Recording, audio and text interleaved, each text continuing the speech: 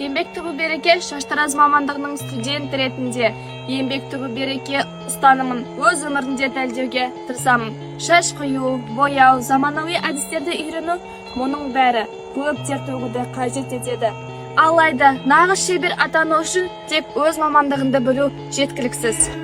Сондықтан колледжде оқып жүріп, эко-волонтерлікті белсенді танытудамын. Қазақ Қазақстан эко-акцияларына қатысып, қоршаған ортаны, ауылдарды абаттандыру, табиғатты ластанудан сақтау, өз үлесімді қосамын.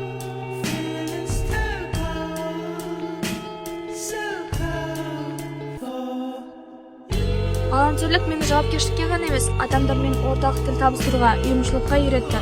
Колледждің ұлттық келісім мен толеранттылықтың нығайту мақсатында жастар ассамблеяның жетекшісімін.